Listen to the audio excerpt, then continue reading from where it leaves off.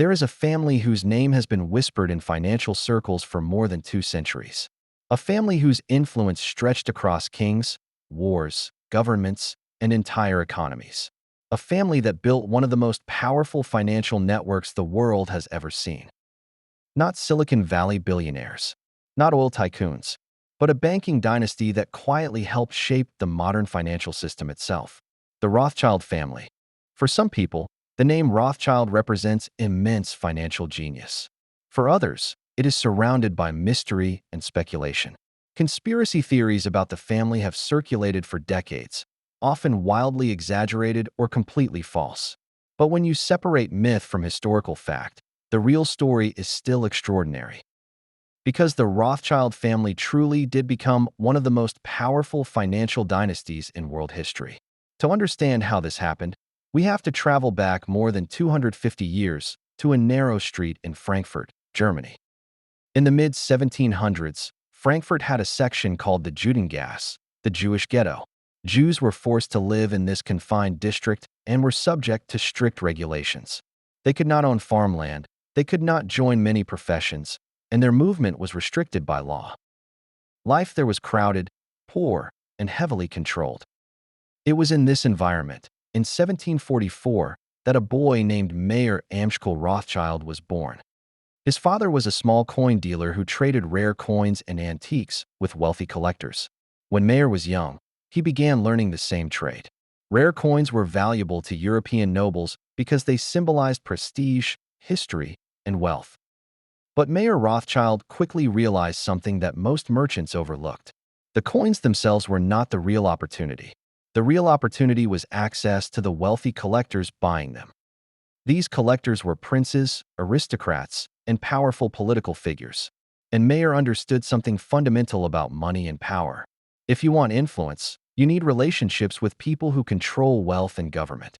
Through careful networking and reputation building, Mayer Rothschild gained the attention of one of the richest men in Europe, Prince Wilhelm IX of Hesse.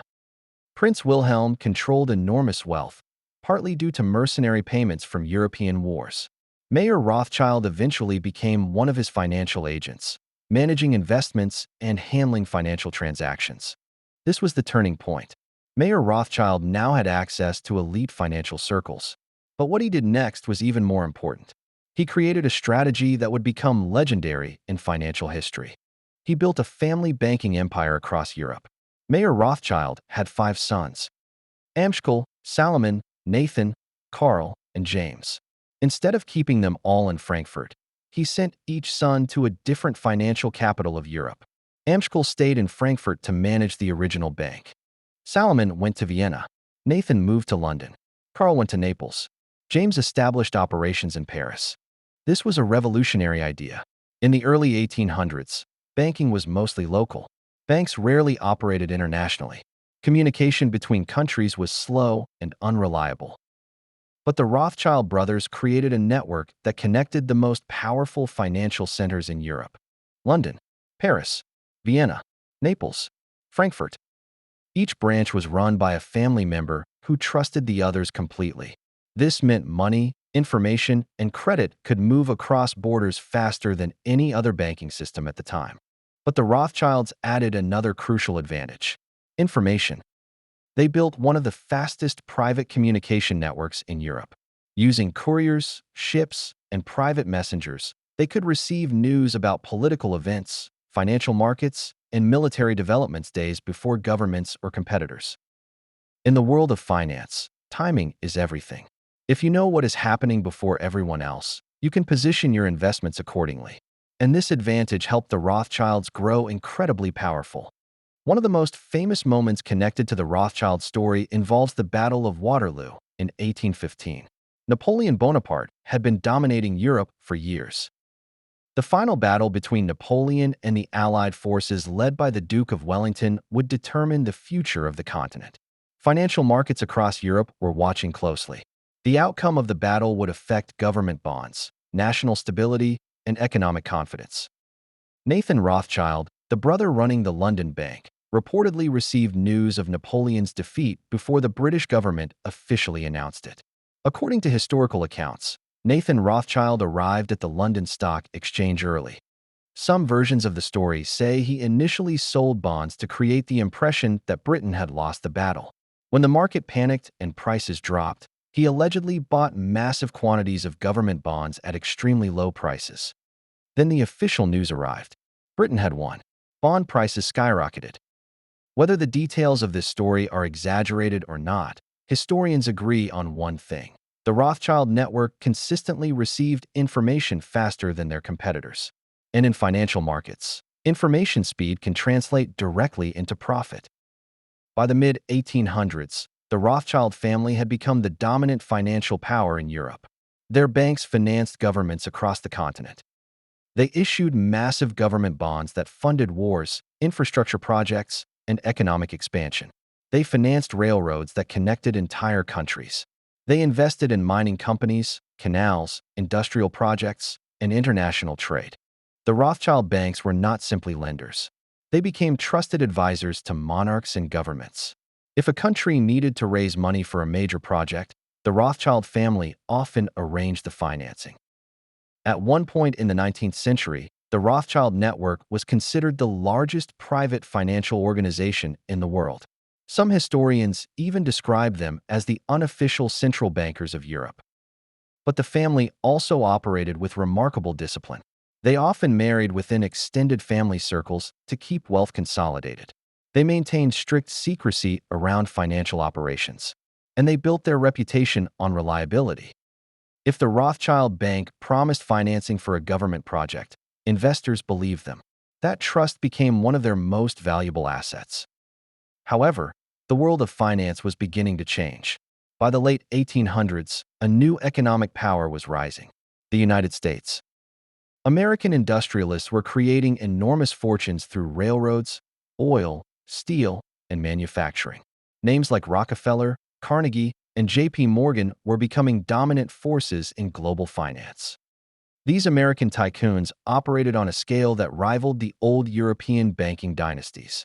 At the same time, governments began creating stronger central banks that could manage national finances independently. The financial system was evolving beyond the private banking networks that had once dominated Europe.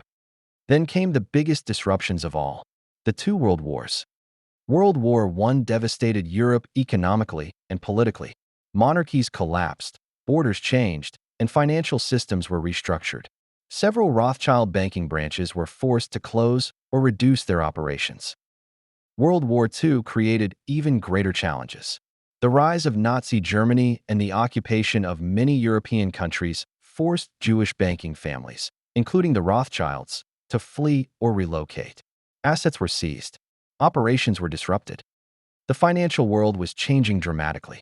After the war, global financial power shifted even more toward the United States and institutions like the Federal Reserve and the International Monetary Fund.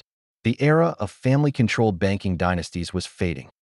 But the Rothschild name did not disappear. Instead, the family adapted to the new financial environment. Today, the Rothschild banking network still exists through institutions like Rothschild & Company. They focus primarily on investment banking, wealth management, mergers and acquisitions, and financial advisory services.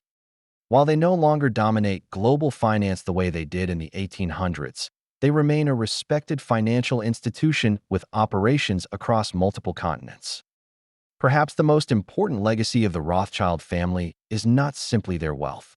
It is the financial architecture they helped pioneer: international banking networks, government bond markets, cross-border finance, information-driven investment strategies. These concepts are now fundamental parts of the modern financial system.